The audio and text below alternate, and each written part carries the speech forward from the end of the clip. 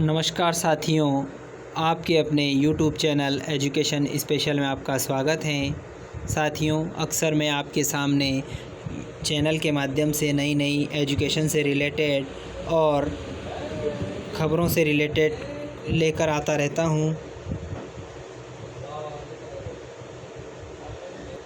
तो आज हम जानेंगे चैनल के माध्यम से मुख्यमंत्री कोविड-19 योद्धा कल्याण योजना। मुख्यमंत्री ने अभी जो कोरोना संक्रमण चल रहा है, महामारी चल रही हैं, इसमें जो कोरोना वॉरियर्स हैं, कोरोना में जो मददगार हैं, उनके लिए एक योजना लागू की है, मुख्यमंत्री कोविड-19 योद्धा कल्याण योजना। पूरी योजना को विस्तृत जानने से पहले यदि आप चैनल पर नए हैं और आपने अभी तक चैनल को सब्सक्राइब नहीं किया है तो प्लीज़ चैनल को सब्सक्राइब करना न भूलें और बेल आइकन को प्रेस करना न भूलें और वीडियो को बिना स्किप किए हुए अंत तक देखें, ताकि आपको मुख्यमंत्री द्वारा जो योद्धा कल्याण योजना जारी की गई है वो आपको पूरी तरीके से स्पष्ट रूप से समझ में आ जाएगी।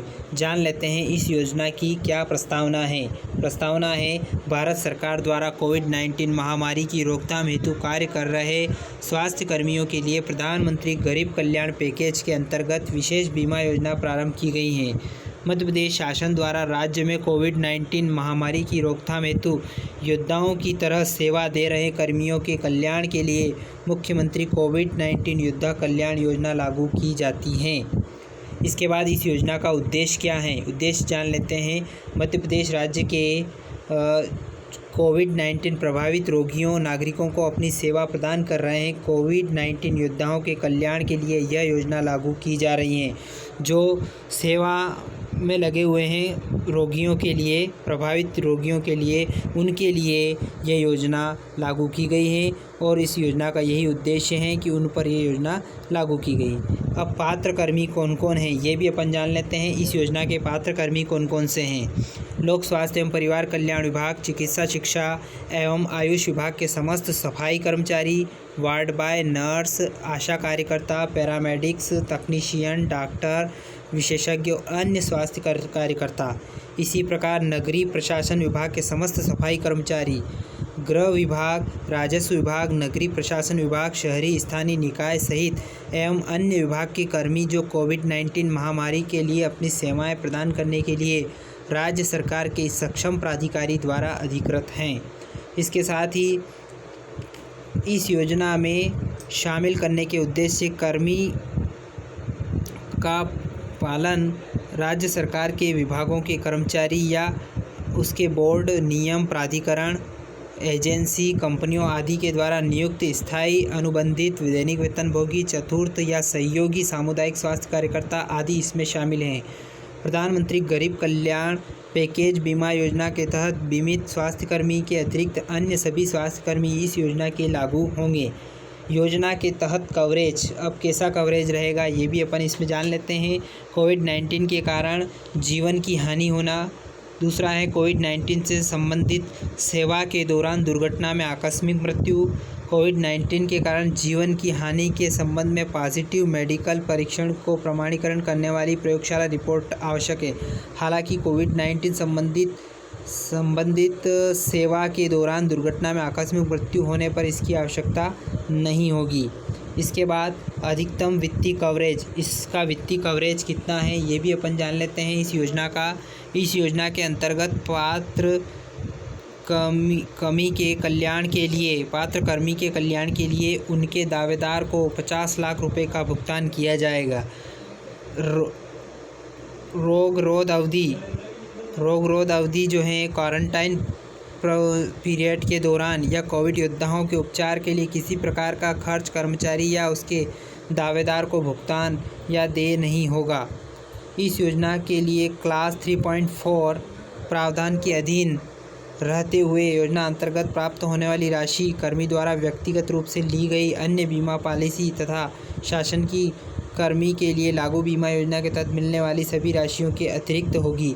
उन कर्मी ने यदि कोई अतिरिक्त बीमा करवा रखा हो तो उसके अलावा ये राशि उसको मिलेगी। वो राशि तो मिलना है ही, इसके अलावा ये राशि भी उसको मिलेगी। योजना की अवधि कहाँ से कहाँ तक रहेगी ये भी जान लेते हैं। इस योजना की जो अवधि है 30 मार्च से लागू होगी और 30 जून 2020 तक लागू रहेगी।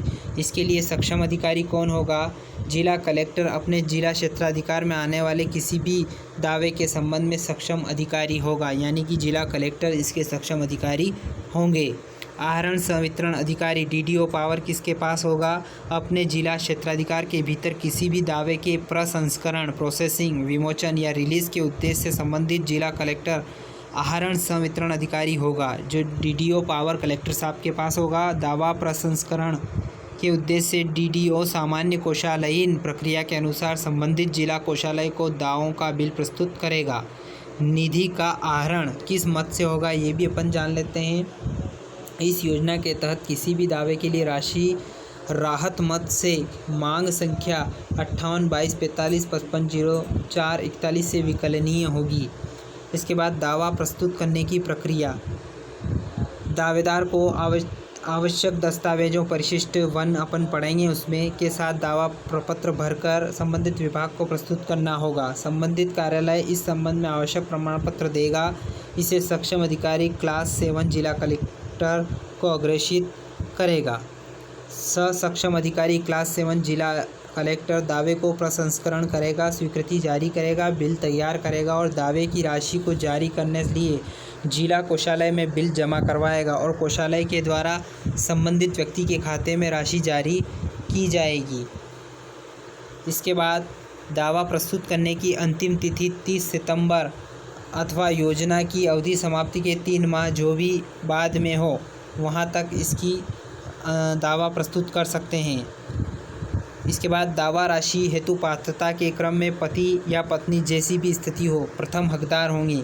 इनके न रहने की स्थिति में विधिक संतानों विवाहित पुत्री को छोड़कर एक से अधिक होने पर बराबर राशि, विधवा परित्यक्ता पुत्री या विधवा पुत्रवधू यदि वह पूर्णतः आश्रित हो, माता पिता भाई बहन यदि वह पूर्णतः आश्रित हो, को क्रमिक रूप से दावा राशि हेतु पात्रता होगी। प्रमुख सचिव पदेन राहत आयुक्त राजस्व विभाग मध्य प्रदेश।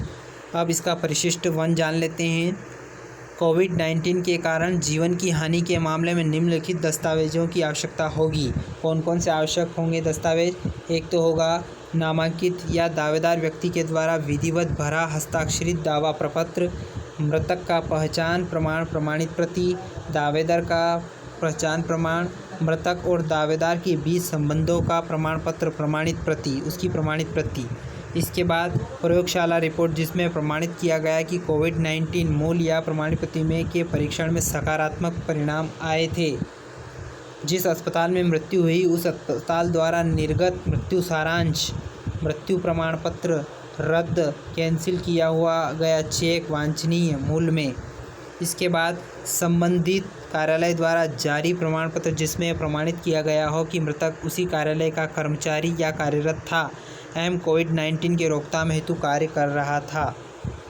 इसके बाद कोविड-19 से संबंधित सेवा के दौरान आकस्मिक मृत्यु के मामले में निम्नलिखित दस्तावेजों की आवश्यकता होगी।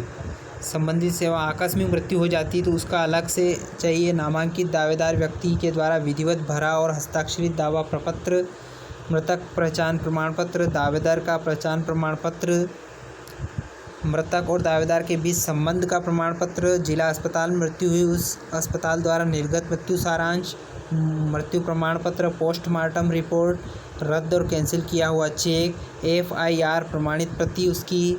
इसके बाद संबंधित कार्यालय द्वारा जारी प्रमाण जिसमें प्रमाणित किया गया हो कि मृतक उसी कार्यालय का कर्मचारी था या कार्यरत था एवं कोविड-19 के रोकथाम हेतु कार्य कर रहा था।